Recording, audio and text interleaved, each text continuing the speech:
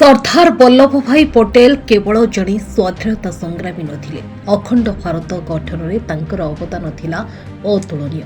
देशर अखंडता को बजाय रखिया पई 562टी गणजात राज्य को मिसेबारे तांको उद्यम को केबे भूली हेब नाही।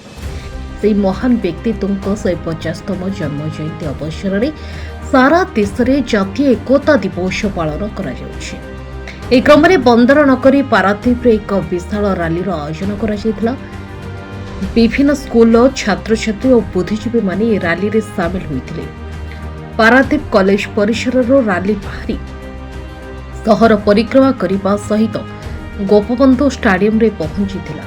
ए कार्यक्रम में पारादीप विधायक तथा शिल्प मंत्री संपद चंद्र स्वाई, जगतसिंहपुर सांसद विभु प्रसाद तराई जोगदे सरदार वल्लभ भाई पटेल को संघर्षमय जीवनी देशपाई तांकर अवदान संपर्क में छात्र छात्री मानक अवगत कराइथिले। सरदार वल्लभ भाई पटेल 150तम जन्म जयंती उपलक्षे आज समग्र भारत वर्ष रे ये पदयात्रार उद्देश्य होचे आम प्रिय प्रधानमंत्री नरेंद्र मोदी आह्वान जे राष्ट्र को एकता सूत्र में बांधि रखिया पाई राष्ट्रीय एकतार प्रतीक होउछन्ति सरदार वल्लभ भाई पटेल।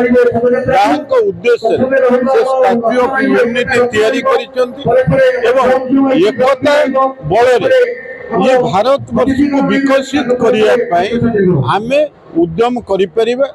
यही उद्देश्य रे गोटे कथा में देखीचे जे सरदार वल्लभ भाई पटेल जेतेबेले 565 देशीय राज्य गुडी को एकाठी करिबार समर्थ होइतिले एवं पूर्वर स्वाधीनता संग्राम में सामिल होइकि ये देशर स्वाधीनता पाई अनेक लड़ई लड़ी थिले। तेणु तांको मने पकेया पाई तांको स्मरण करिया पाई अक्टोबर 31 टू नवेम्बर 25 पर्यंत ये एकतार पदयात्रा सारा देश रे चलुचे एवं प्रति संसदीय क्षेत्र 3-4 कार्यक्रम रोचे एकत्रित होकर जदि आमे कार्यक्रम हाथ को नवा ये देश विकसित हम। ये हूँ राष्ट्रीय एकता पदयात्रा, ये हूँ मुख्य उद्देश्य। Bureau report, news prime Odisha.